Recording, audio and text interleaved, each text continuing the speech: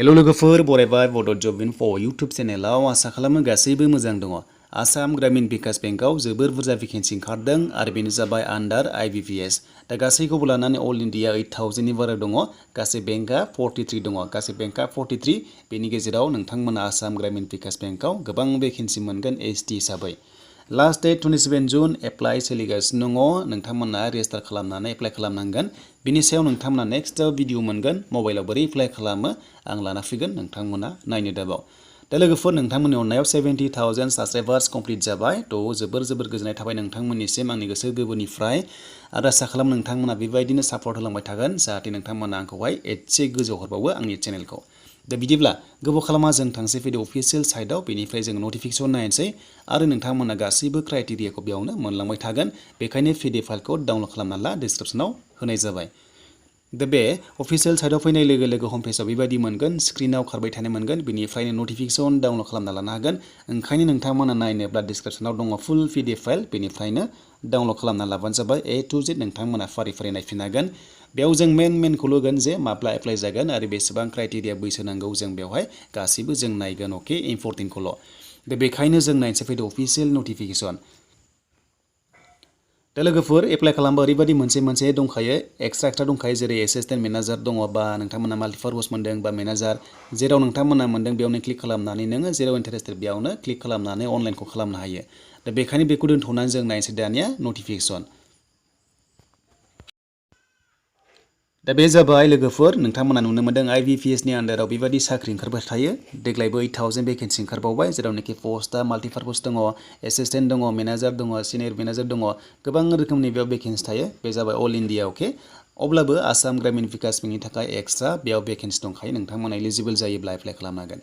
थ' बिनिफ्राय नोंथांमोना बेयाव नायदो नै नोंथांमोननि माखासे लेंगुवेज। दा नाम्बार 5आव नाय नोंथांमोना आसाम ग्रामिन विकास बेंकआव साख्रि मावनोब्ला मा नांगौनो बेनो जाबाय एसामिस बेंगलि बड' रोंनाय जाथारनांगोन।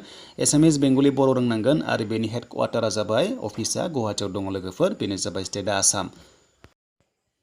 थ' बेनिफ्राय दानिया जोंहा बैसोआ बेसेबां नांगौनो बेनो जाबाय अफिसार स्केल 3आव।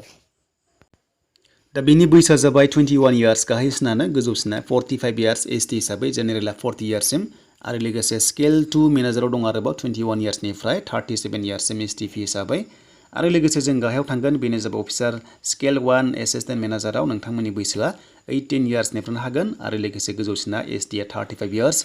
बेनिफ्राय अफिस एसिस्टेन्ट एबा माल्टिपार्पसाव नोंथांमोननिया 18 इयार्सनिफ्राय जोंहा 33 इयार्ससिम हागोन STफोरा अके। स' नोंथांमोना बार्थडेखौ नायदो मानोना 5 इयार्सखौ लानानै जोङो बारा मोनदों जेला 18 निफ्राय 33 इयार्ससिम जोङो बे अफिस एसिस्टेन्टआवहाय नोंथांमोना एप्लाइ खालामनो हागोन आसाम ग्रामिन विकास बेंकआव अके।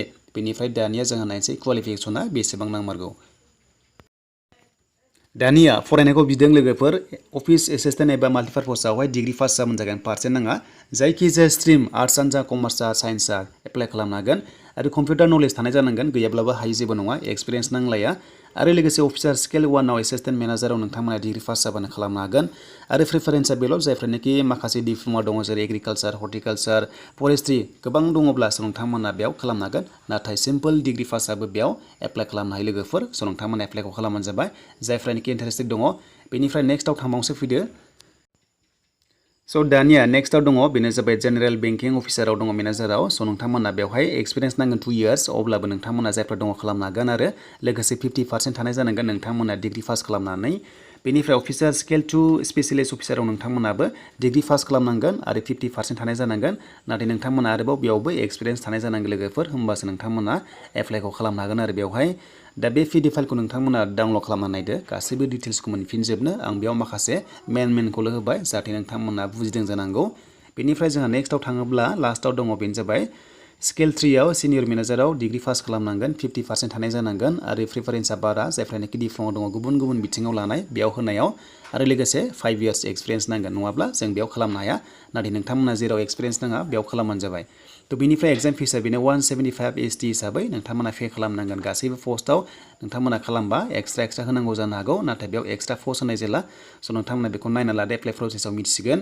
आरो साबजेक्टआ नोंथांमोना फिलिम्स एग्जाम होनो हायो आरो नोंथांमोना मोनदों माखासे पस्ट लाइ पस्टआ एक्सट्रा जायो दा नोंथांमोना माखासे रिजनिं निउमेरिकेल एबिलिटि दङ स' बेवहाय 80 कुइसन बेनिफ्राय 80 मार्क्स थागोन 45 मिनिट्स बे जाबाय नोंथांमोननि प्रिलिम्स एग्जाम बियो आरो अफिसार स्केल 1 आव नोंथांमोना नाय बेवहाय रोखोमनि दङ स' नोंथांमोना बेखौ PDF फाइलखौ डाउनलड खालामनानै गासिबो नायदो बेनिफ्राय एग्जामनि मिडियामा जाबाय एसामिस थागोन बेनिफ्राय हिन्दी आरो इंलिश मोनथामल' दङ बर' गैया अके नाथाय नोंथांमोना बर' लेंगुवेज रोंनाय जानांगोन आरो प्रिफारेन्सआ नोंथांमोना जेब्लानोखि एग्जाम जायो उनावहाय पार्सनेल नोंथांमोननि इन्टारभिउआवहाय बर' रोंनाय जानांगोन बा बर'निबो सोंनो हागौ मानोना लकेल लेंगुवेज बिनाय दङ थ' बेनिमोन लोगोफोर नोंथांमोना बे PDF फाइलखौ नायना लादो आरो बिनि एप्लाइनि लास्ट डेटआ जाहैबाय लोगोफोर 27 जुनसिम थागोन आरो एग्जामा जुलाइआव जागोन नङाबा आगस्टआव जागोन अके प्रिलिम्सआ बेनिफ्राय सेप्तेम्बरहालागै गासैबो प्रसेसा जानायनि लामायाव दङ स' नोंथांमोना बेखौ PDF फाइलखौ डाउनलड खालामनानै नायदो आं डिटेल्सखौ नोंथांमोननि PDF फाइलाव गासैखौबो होखाजोब्बाय स' नोंथांमोना नायबानो जाबाय दा नै लेंगुवेज दंखायो एग्जामनिया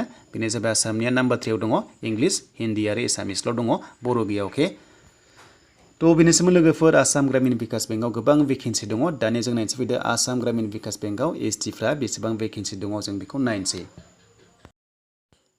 स' दानिया जोङो अफिस एसिस्टेन्टनि भेकेन्सिखौ नायग्रोनोसै बेनिफ्राय PDF फाइलाव गासैबो मोनगोन नोंथांमोना डाउनलड खालामना ला आसाम ग्रामीण विकास बेंकआव नायदो आसाम स्टेटआव STफ्रा दङ 15 बेनिफ्राय जेनेरेल दङ 83 बेयावबो नोंथांमोना थांनो हायो जेबो नङा मोजां नाम्बार मोनोब्ला आरो लोगोसे गासै दङ 204 बेनि गेजेराव आरोबाव फिजिकेलि हेन्डिकेपफ्राबो एप्लाइ खालामनो हायो स' नोंथांमोना खालामबानो जाबाय थ' बेनिसिम लोगोफोर आसाम ग्रामीण विकास बेंकआव भेकेन्सि नोंथांमोना मिथिबाय IBPS नि आन्डाराव नोंथांमोना एग्जामखौ होनांगौ आरो साख्रिखौ मोननाय जायो थ' बेनो जाबाय नोंथांमोननि लकेसना गुवाहाटीआवनो जागोन हेडक्वार्टारा बेनिफ्राय नोंथांमोना गुबुन गुबुन आसाम ग्रामीण विकास बेंकआव पस्टिं जागोन साख्रि मोननाय लोगो लोगो